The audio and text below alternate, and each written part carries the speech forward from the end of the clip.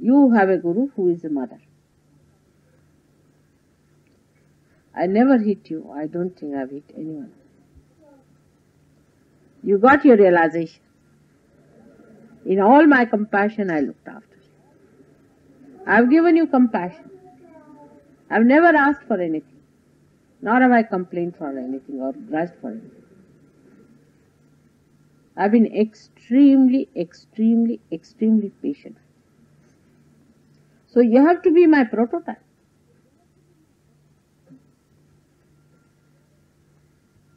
You are a guru in Sahaja Yoga, in this Mahayoga. You are not a guru of this type, who can only create one disciple in 21,000 years sort of a thing.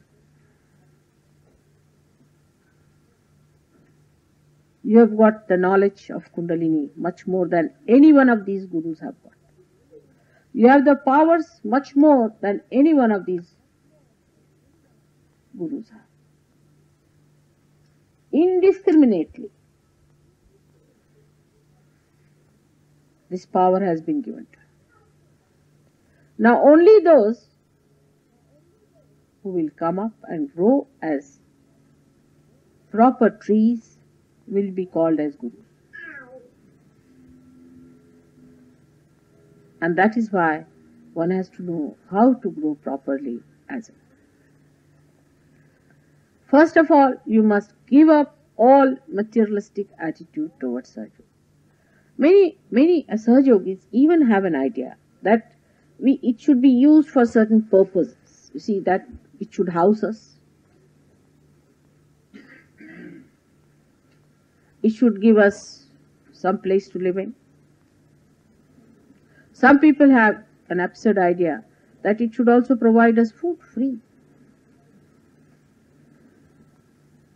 That it should not touch at all our married life. We can have our plans with our married life the way we like. We can lead absolutely a very selfish, self-centered married life. Also, some people have an idea that we are not to spend a single pie for Sahaja Yoga, but take all the advantages out of it. Such people should never hope to become gurus. They may try to show off, but they'll go down. You have to learn humility. First of all, you have to be humble. Unless and until you have a large heart, you can never humble down.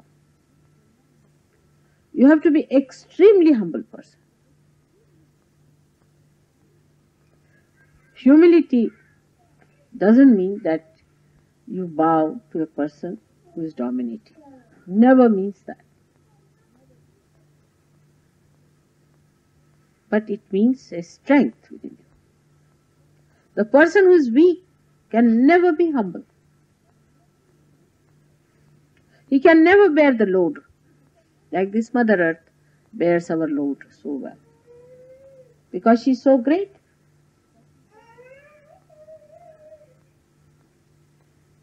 You have to be strong enough within yourself to bear the load of your disciples, of people who try to follow you. Humility should be that I was like them, absolutely like them. I was nothing. Without Sahaja Yoga, what was I? I mean, you may be the governor of some place, all right, so what? Before God's eyes, what are you? Nothing. Nobody knows who you are. You may be having cars and anything. You might be a very educated anything. What does it matter in the name of God? You have known that saints have not been so educated. Christ never went to any university, did he?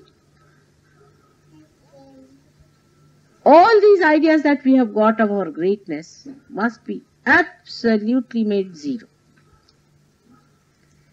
The greatness is in humility and sweetness. speak something that will be dear to others, would be appealing to them in a proper, discriminating, diplomatic manner. Some people, in the name of honesty, just are sadistic or useless. You can talk to people nicely, say something in such a way that they feel attracted towards you, that they feel that there is complete humility, that you accept them as they are.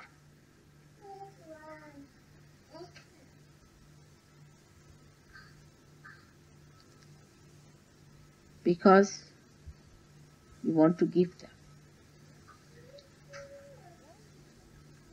All kinds of subtler arrogance also develops in people. I have seen, I can't understand that how people develop this kind of arrogance. Like supposing somebody knows how to do the puja. Take an XYZ. He becomes arrogant. If somebody knows some Sanskrit, he becomes arrogant. If say somebody comes to see me oftener than others, she becomes arrogant. Somebody manages a hall, he becomes arrogant. Or somebody programs something, he becomes arrogant. Anything you do, first thing happens in your tongue, you develop a big ego like that. You become a sharp-tongued person. It has no business to be like that because it is not going to serve the purpose for which it is there. A Guru's Vani is so great that every word he speaks is a mantra. Every sentence he says opens a complete universe. It should be that powerful and that beautiful, not to close down anybody's heart. You speak to someone, the another person says, oh God, never see his face. Sahaja Yoga depends on you more than it depends on me. You have to change. You have to change yourself very much more. Just by taking up some sort of a role or assuming something great, you are not going to progress at all. Supposing a little bush says, I am a tree, will it become a tree? Supposing it behaves like a tree, will it become a tree? It has to become the tree, then there is no need to behave. You are a tree. A woman walks like a woman and a man walks like a man. If you behave like a woman, will you become a woman? It has to be innate. It has to be within us. If you are a guru, you are a guru. Anybody can see and say, ah, that's a guru.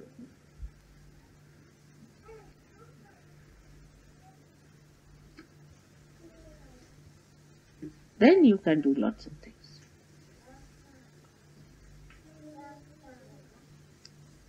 We are not willing to give up these things. That's why we go on catching on the same point, catching on the same point. At least those who are here should decide today. We are going to change ourselves completely. Let us start on the changing.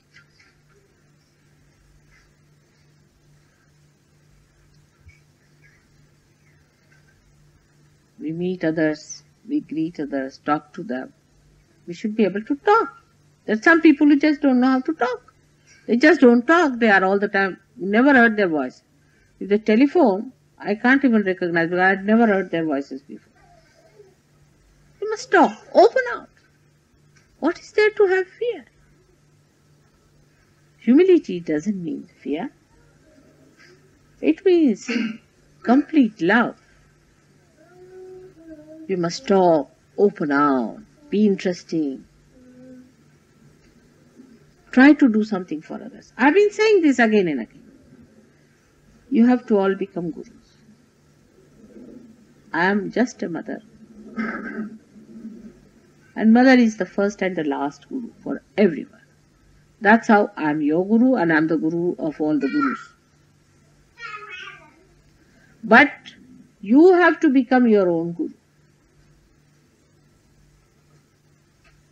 And for that, you have to think that you have to hold swords in your hand. Not only to hold swords in your hand, you have to teach others to hold the swords. What should be the character of that man who has to guide others? He himself cannot hold the sword in his hand. What is he going to teach to others? You just tell me that. No, a simple question. At least you should have that personality that can hold the sword in that. So the first thing one has to know is to absolutely enslave your body and enslave your senses. You can give justification. I know people know how to give justification. I said this because he said that. It's not that. It is you who do not know that you are harming yourself.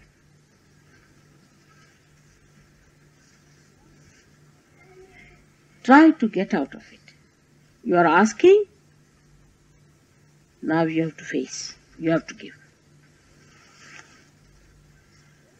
This asking is over now, finished. You got everything, you are not aware, you have got everything now within yourself. Just reverse the position and you can give to others.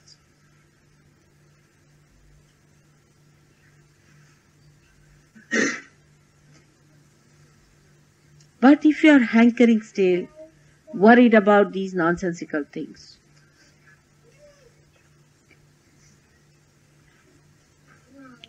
then nobody is going to respect you.